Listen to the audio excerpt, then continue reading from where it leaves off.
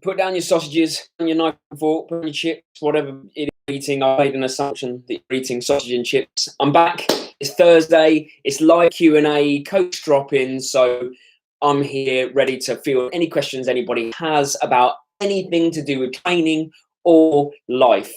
And while we're waiting for the first few questions to come in, let me tell you a little bit about what's happened to my life over the last week or so. First thing is, Mary cut my hair, and actually, I don't think she did too bad of a job. I'm quite happy with it. Probably a little bit too long on top for my liking, but because we couldn't get to a hairdresser or there is no hairdresser, I'm all right with it. She managed to hide most of my bald spots quite nicely. I've got a nice comb over going on back behind me, so I'm all right with that. So thank you very much, Mary. Second thing is, I went out for my run. You may have seen the run if you watched the last week's video that I did on Sunday.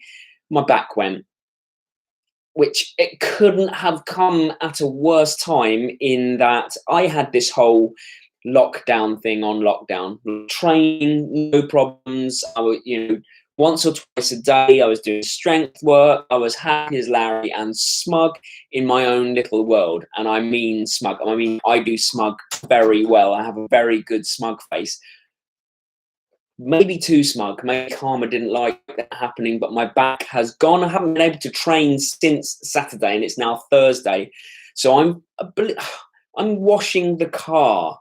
I'm like cleaning up places. This is insane. But as you know, if you know me, if you follow the channel, if you follow our journey, you will know that that won't get to me. I'm too positive. It can't touch me. Okay, it can touch me a little bit, but it won't get to me in the long term. So who do we got? Oh, hey, Scott, how you doing? Mike? Yeah, back has gone. Thank you, buddy. Thank you, Richard. Hair is on point. I will feed that back to Mary. Possibly I'm a little too old for this type of haircut. I don't know, but it is what it is. We go with it. Yeah, thanks, Scott. I will get through this. Don't worry about me. I'm here to help you guys. So I'm fielding some of the questions that I got over the last week. I just banged my knee on the desk. Fielding some of the questions that I got last week. Let's start with one that I got from Steve Taylor, who asked, basically, he's a runner who's transitioned from 200 and 400 meters to half marathon. And his question is actually something that we'll probably be dipping back into for the majority of this vlog. But is that when he moved up half marathon distance, he started getting injured, picking up some overuse repetition injuries, knee and hips and things like that. And he managed to get to I think it was a physiotherapist or a sports injury specialist who managed to help him out and get him to run his first half marathon. But he is kind of almost living in fear of it happening again and having to treat it again. And I spoke to him a little bit about this, but just to paraphrase, I guess my reply is, for all of you that are suffering injuries, me as well now, my number one suggestion really is that do prehab, not rehab, I guess is what I would say. So rehab is getting injured, dealing with it, trying to work out how you got injured and working it backwards. Prehab is getting ahead of your injuries by two main ways that I would recommend, and one would be lots more strength and conditioning. I would say, if you're being very honest, and even if I'm being very honest, is 25% of your overall training load strength and conditioning. If not, you need to start thinking about trying to get it up to in that region, because that is going to really help your body deal with the stresses that you put it under when you're training, whether you're a triathlete or a runner. And the second thing is, this is the gold standard for me, and I do it with the bike as well, is get an analysis done. There could be a ridiculous amount of things that are causing this injury, and it could be tightness in the hip. But even tightness in the hip, what's caused that?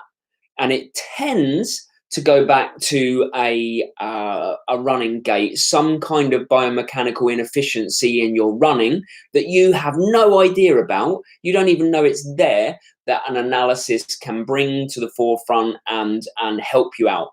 So Steve, if you're in fear of getting injured again and want to just be able to run injury free and happy, then my advice is get a run analysis. I'll put my teeth in a minute. So the next question was, oh, sorry, let's have a look. Jordan's, how do I stay motivated? I'll get onto that, Jordan. Next question is Gary Lane. When do you need new trainers? And do I have a couple of pairs that I rotate? The first section of that I'll answer. I would say it's every 500 or 600 kilometers, which is obviously very hard to gauge. But what I would tend to do is on a calendar or in your phone notes or somewhere, write down when you buy a new pair of trainers, write down when you first start using them. And if you use an app like I do called, I use one called Connect Stats, but Garmin, obviously great, Strava, all of those apps, they track your mileage and you can look back to the point that you started using these trainers and you can see when you actually started running and how many kilometers you've done since then. Connect Stats is brilliant for that because you can actually take it down to weekly. How much is your weekly mileage? It's got a year-to-date function. It's a free app, but I think it only is available on Apple products, I think. But really good. Connect Stats, all one word. So, and I don't rotate trainers. I have a new pair of trainers ready to go, which should be debuted around now, actually, because I think I've done about 500-600 kilometers in my old ones. But I bought them at the outlet mall in Florida when I was in Florida in October, and they're the kind of the same pair as I have. Like I stick with Asics Gel Nimbus all the time. It's like running on clouds for me. When you find a pair of trainers that works, stick with them. Bert plays piano. Oh, Bert plays piano. Good name. It's not Bert Bacharach, is it? Bloody hell. Do you need to take a day of rest in the beginner to 5K schedule? Yes, definitely. But you need to take a day of rest in any schedule. That's really important because actually it's the rest when you get stronger. The training breaks you down, the rest builds you up. And if you don't take the rest, all you're doing is breaking yourself down continually and only building back up a little bit. If you take the rest, you build back up much, much more than you would do if you didn't. So a lot of people, a lot of new runners get that wrong. The rest is possibly the most important aspect because it is the bit that makes you stronger. So definitely take rest.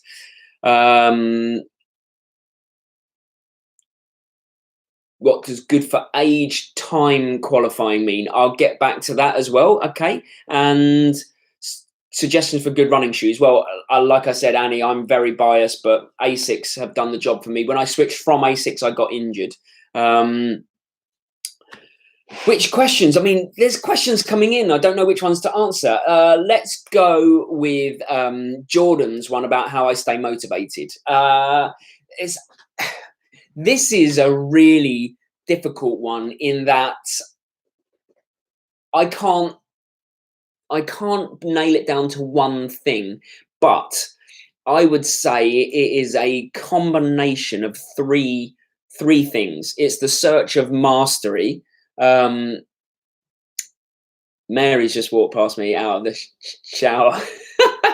Whoa! Okay. It's the search for mastery. And luckily with running, you're never going to be as good as you want to be. That's one thing. So the search for mastery keeps me motivated. I'm never going to master it, but I can always be a little bit better than last time.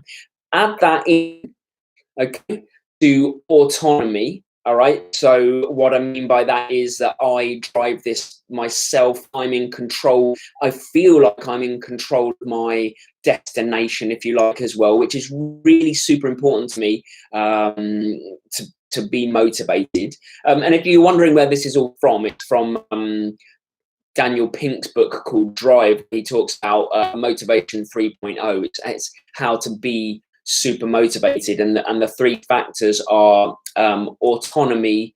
They are I've forgotten now. I'm going to need to look it up while I'm talking, but I'll get back to that, Jordan. But there's more than one thing that purpose. Purpose is the last thing.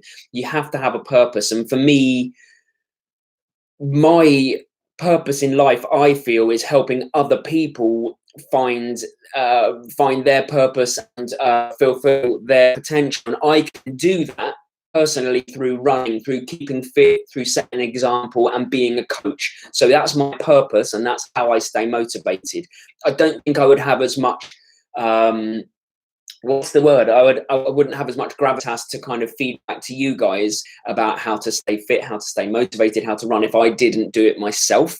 So my purpose is to help you guys, and part of that is by being as fit as I can be and as motivated as I can be. Did that answer the question? I don't know if that answered the question, but I tried.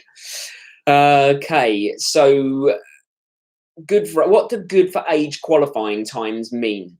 All right, well, let's get into that. So Mary and I qualified for the London, I qualified for the London Marathon this year. Mary's qualified for next year. Both of us as good for age. We qualified for the New York Marathon, both of us as good for age. And essentially, each major marathon, the ones that require a ballot for you to get into, they have what's called good for age spots. Whereas if you can run a half marathon or a marathon within their criteria time, then you can apply in a separate, smaller ballot, depending on your time, and stand a much, much better chance of getting into the race. So for London, to qualify for the London Marathon in my age group, I had to run sub 3 hours, and I ran 2:55. Now they had 3,000 spots, and they had more than 3,000 people apply. So what they did is they reduced it in each age group by a minute. So mine came down to 2:59. That was still not 3,000 people. So they then reduced it again to 2:58, and then they had the 3,000 people over all of the age groups, and that got me into the London Marathon as good for age. Mary on a similar path, and the both of us for the New York Marathon. The different majors have different qualifying times as well. I think Boston is the hardest to qualify for in terms of good for age spots. So that is what a good for age time means. And some marathons allow you to submit a half marathon time, and some don't. So you'd have to look at the criteria on their websites to know whether you've run a good for age time, and then can apply separately, because they even have a separate window for you to apply. I hope that answered it. Did it answer it? And what is I can't pronounce your name, so you're going to need to help me on that one. Okay, Lauren Hale, you're running your first marathon in October. Hopefully, yeah, I say you are. Mary and I had this chat earlier. I think you're going to. And you've never used fuel for any of your runs. Okay, interesting. What fuel did you suggest for sensitive stomachs, and at what point do you take it? Lauren, it's going to be super, super important that you practice a lot in the lead up for two reasons. It can go very wrong if you don't practice it in a race, because your stomach, you may be taking on gels that maybe your stomach doesn't agree with. But also your gut's very, very trainable. So the more you do it, the easier it will be on the day for your gut to deal with the gels that you're putting in it. So you can really train your stomach to deal with what's coming in training. That's really important. So definitely don't try new things on race day. Definitely try it a lot in training. Now, my race strategy is I use Science in Sport gels, carbohydrate gels. They're mixed with water, so they're a lot kinder on the stomach in the first place. And I take one every half an hour while I'm running a marathon. So I take 6 or 7 gels with me. And I think Mary did the same as well. We have a flip belt that we put them in. And I would suggest that definitely you absolutely want to get ahead of the curve in the marathon rather than behind it. You don't want to, say, for example, do one an hour and then hit the wall, or only take a gel when you're hungry or thirsty, because that's too late. So you need to practice it in training. You need to get used to a schedule, and then you need to be able to execute on the day. But if you practice it enough, there's a saying that I love: the more you sweat in practice, the less you bleed in battle, which I truly believe is all about preparation. So that's my fueling strategy for you. Julia, can you please tell me what the difference between easy pace and long pace is? No difference to me, Julia. I think when you're running long, you need to run easy. I would say any long pace run for me is conversational. I keep it in my zone 2, which is, if you know your heart rate zones, I've done a video about how to calculate the zones quite far back, but there is a video on the channel. But if you know your zones, you stay in zone 2, you keep your heart rate low, you keep it conversational. That's where the aerobic base is built.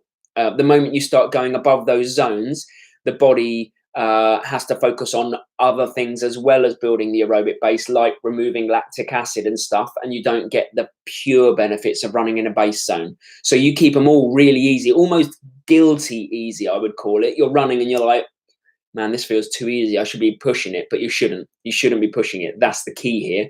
It's putting the ego in a box and knowing what you're doing is the right thing for you. So that's the pace. I don't think there's any difference between easy pace and long pace for me.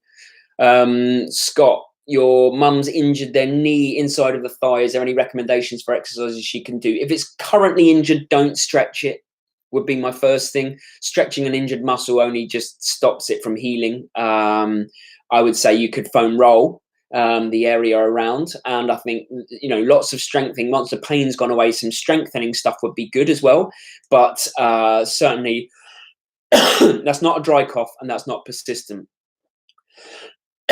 He's got a tickle. So yeah, I would say some strengthening work, but not stretching right now. Wow, there's a lot of questions on tonight. This is more questions than I have in a usual week. So I do have a list of things I was going to talk about, but I don't want to throw it over my shoulder in case I have to come back to it. Okay. Evening, Dan. How are you? Good to see you. And Joe Milton, thanks. Thank you for enjoying the videos. And Anton, appreciate that. So all three of you, thanks for stopping by. Thanks for being here. Joe did a tough speed session today. 12 lots of 300 meters. At what pace? At top. Yeah, that is a speed session and a half. Not pleasant. I love speed sessions, but my body's not great at dealing with them. So I have to do them few and far between in particular blocks, as much as I'd love to do them more. But if you've ever seen me sprint anyway, you'd know that I don't really have a single fast twitch fiber in my whole body. It's embarrassing. I was once out sprinted to a ball. I played football all my growing up, all until I was about 32. I was once out sprinted to a ball by a really, really fat guy. That's how fast I am over short distances. Nice story there. Okay, so Caden, what made me want to start making YouTube videos? Actually, it was purely the need to reach more people than I did when as a teacher, because I could reach the children I taught and the community that I'd built around where I was teaching and helping them. But I really felt like, man, I'm a runner. I have competed at a decent level at triathlon. I'm a level 3 triathlon coach. I've been a coach for 15 years. Why aren't I trying to help more people? And it felt like I needed that focus and purpose in my life. So that's why I make the YouTube videos, is to help other people fulfill their potential by kind of giving them motivation or answering questions or giving them things to think about. That's why I do it, and I love it. I'm so glad I started this journey. Jordan, when did I run for Team GB? Was I? No, I wasn't at the Olympics. I'd love to say I was. I mean, I went to watch the Olympics. I went to watch rowing, but when I competed for Team GB, it's what's called in your age group. So I've represented GB twice in my age group at a particular distance, which is middle distance triathlon, which I'm really proud of, and I feel no need to go back and do it again. I only did it a second time because the first time I competed injured, and I wanted to do myself justice. And actually, I was 12th in Europe in my age group in that race, and I felt, you know what, that's fine. It was so expensive going to Romania and doing all that race, but I've done it now and it was brilliant. But I'm so proud of the fact that I did it. Chris, evening. Training recently has involved 4 runs a week, 3 to 5 miles with long run Sunday, upping long run each week by a mile and up to 16. Should I continue, or is this a bad idea? It's not a bad idea at all. I think it's very sensible. What you'll often find is people, when they start running, they get really excited about that feeling of progression and they progress too quickly. But what we forget is this is a life, for me, it's a lifetime thing. This is something that we do for the rest of our lives. Why are we rushing? You could actually run the same distance for a few weeks. I mean, if you're in no hurry, it doesn't matter. But the more gradually that you build, the safer you're going to be, the less injured you're going to be, and the stronger eventually you're going to be because of the consistency you've had. So no problems with that at all. I think you're doing the right thing by gradually moving up. Annie, do you have any tips for me? I want to join track next year, but I've never run a long time. How do I get myself ready for track? Lots of base runs, Annie. Lots of easy runs, building up the distance, and then a few speed sessions once you're in a place where your body can take it. So not early on, I would say. Do a few training blocks. Training blocks are what I would consider 3 weeks of training, 1 week recovery, and do that on repeat. So maybe even 3 or so training blocks before you move up into some speed work. But yeah, definitely get the base strong, because that is a platform. Then you can't fire a cannon out of a canoe. So you need a strong canoe, if that makes sense. Vet I Run. Hi, I'm new to Zwift. How are you finding your new turbo? I loved it. I loved it so much it got me injured. I think I did 2 turbo sessions on one day on the Friday, and I did an easy session in the morning, and then I did a race, a 40k race in the evening. And I think maybe I just went too hard in that race and just tweaked something, and then ran on Saturday and pulled my back. So I love it. I can't wait to get back on Zwift. It is an absolute game changer for me. Definitely. I am physically incapable of getting my heart rate as high on a non-Zwift turbo than I am when I'm on Zwift. There's something about the competitive element, knowing you're cycling against people. Brilliant. Absolutely. Yeah. Game changer. Definitely.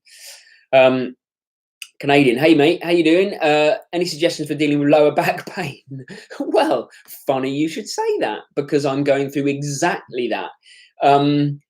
This has been a chronic thing for me. I first did my back about 10 years ago. I have a prolapsed disc at L4-5 down there, and I've managed to manage it really well over the last 3 or 4 years by a real increase in strength and conditioning work, some weights and stuff, lots of squats, things like that.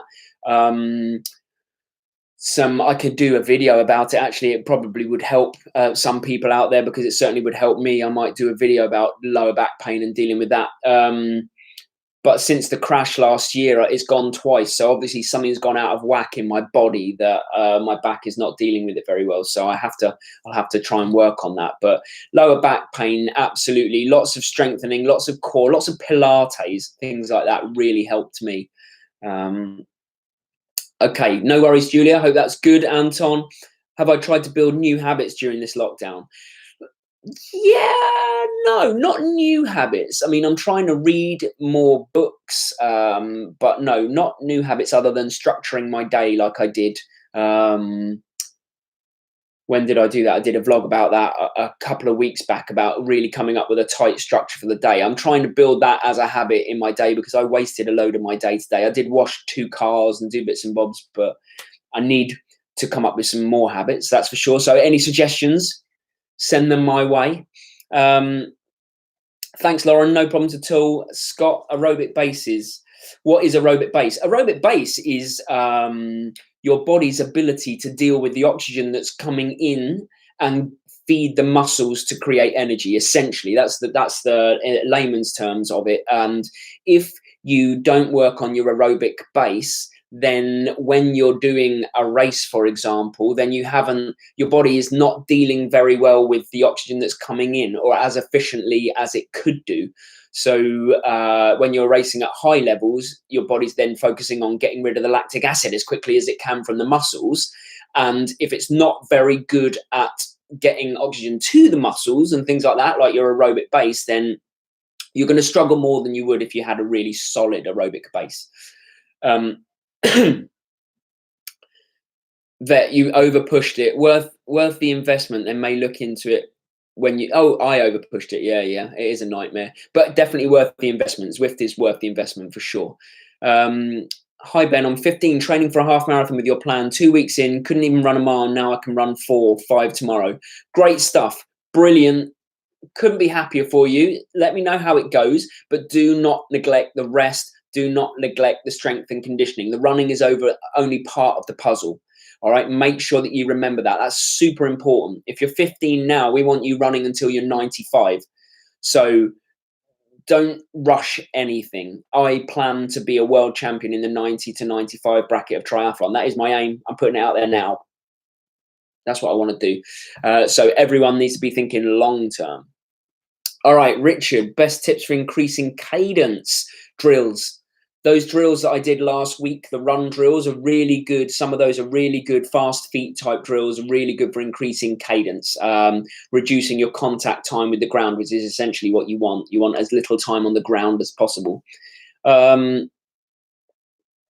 Annie, the running shoes I use Asics Gel Nimbus. They're the shoes that I use, but many brands are available. They're just the ones that have worked for me. Helen, you occasionally get pain in your right shoulder when running. I don't know why, but it will be something to do with the way that you run. Possibly think about, I always say, think about the tension. If you get pain in your shoulders, the potential is you're running maybe with a clenched fist, something like that. Paula Radcliffe always said that she used to run pretending that she's holding a Pringle in each hand really gently and she's not allowed to crack it. And if you think about that, then suddenly you immediately have less tension coming through the muscles in the hands, arms, shoulders, and you're running with calmness rather than running with tension, which some of us find that we're doing at someone. Even some people even run holding a phone or something like that. And think of the tension that's only going down one arm. It's completely imbalancing your body. So run calm would be my first bit of advice. Lulu wanted to let me know that you love the vids and love the training plans. Oh, thank you very much. Really appreciate that, and I hope that they're working for you. I'm glad that they are. Tiff from New York. Once you experience runner's knee, are you always doomed to have it? No, because I've had it and I don't have it anymore. And Mary's had it and she doesn't have it. So it's trying to figure out the puzzle. Like I say, going back to the start of the video, it's getting a run analysis. It's lots of self-massage I did, like lots of working my IT band around, like really getting my fingers in. If I can get while I was driving around every day at work, I'd be like, on the way to work, I'd just be self-massaging these cross-friction ligaments here that attach around the knee, which is usually the end of the T-band, just to loosen it up. And I was like foam rolling and it's gone. So no, you're not doomed to always have it. You do need to fix it and you do need to look ahead rather than also just treat it. What was harder to give up, coffee or sugar? Oh, sugar. Because coffee, I didn't know if I was having caffeine or not. But sugar, I knew I wasn't having sugar, and that's bloody hard. Really good though. Like I actually miss how I felt not eating sugar. I should go back to that. Let's have a look. Yeah, Canadian Athlean X does have some great videos. I actually subscribe to them and they are fantastic. What's his name? Jeff Cavalier. He's brilliant and very, very knowledgeable and very passionate about helping people with all sorts of injuries and issues like lower back pain. So Athlean X is a great channel if you're interested in the musculature of the body and how it works all together. Nicole, how many times do you recommend doing strength training for running? 25% of your week. And I don't know how to pronounce that name, but you can easily do 5K on the track. There's a nasty uphill about 1K and somehow I run out of steam. What can I do to deal with such uphills easily? Hill training, strength and conditioning. Strength and conditioning really does make you in general a lot stronger in a way to deal with injuries, but also to deal with hills and ups and downs and off-road. And definitely strength and conditioning is a big thing for running in general. Oliver Stone, how many times a week should you run for a half marathon? Entirely up to you, mate, but I would stick with 3. I think less is more. The less is more approach is really important to me. You can do other things like cross-train for your aerobic fitness and strength and conditioning. But if you run 3, you definitely know you're getting a rest day in between each run. You're not overdoing it. Some people run 6 days a week, but to be honest with you, I found 3 works for me. And I think as a general rule of thumb, 3 is a good amount where you're still running, but you're not overdoing it. How would you recommend improving your times for long distance running? Do a lot of it and do it easy, and then do some hard stuff as well. 80-20. So 80 easy, 20 hard, mix them together. Why does the screen keep changing color? This is a really long live drop-in, so I've got to go in a minute, but we're over 30 minutes this week.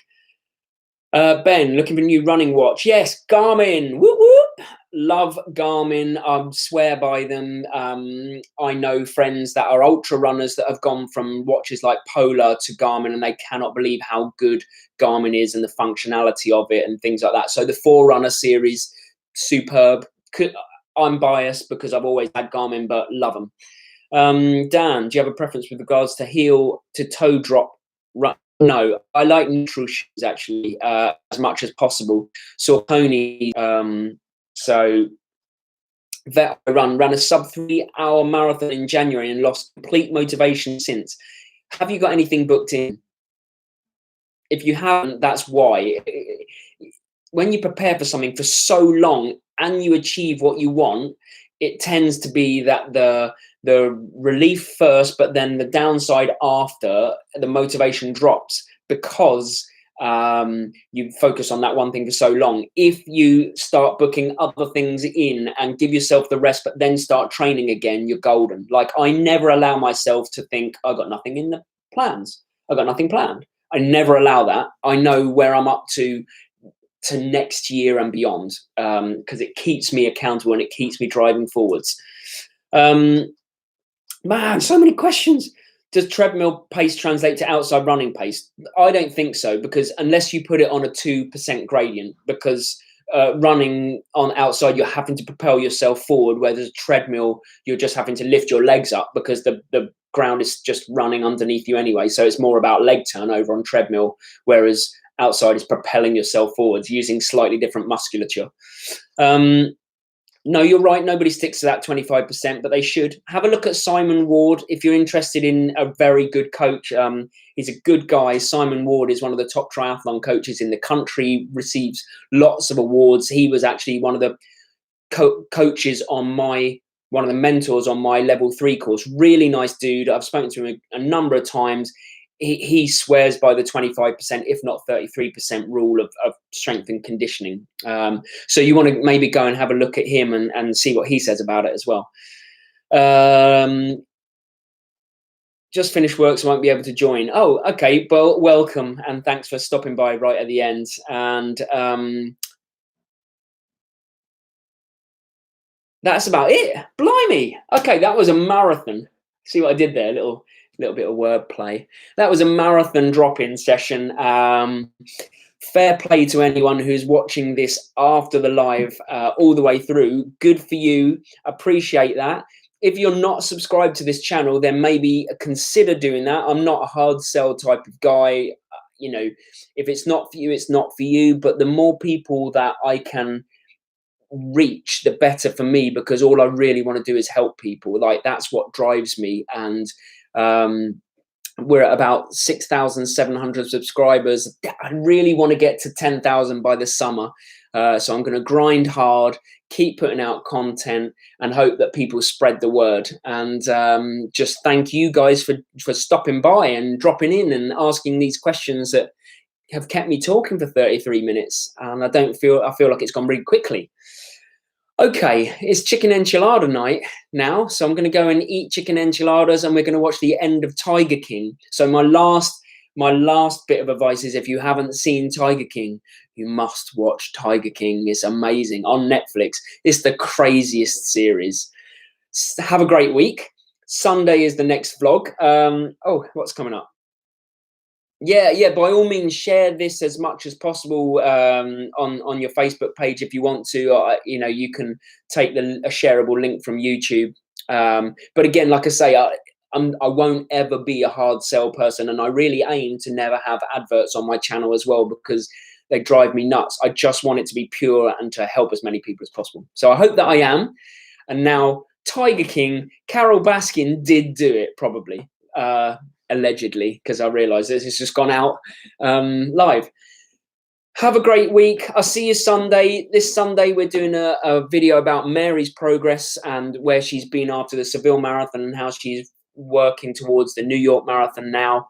And next week is the second part of the theory behind running series that I'm doing to make you think about how you're running rather than just running.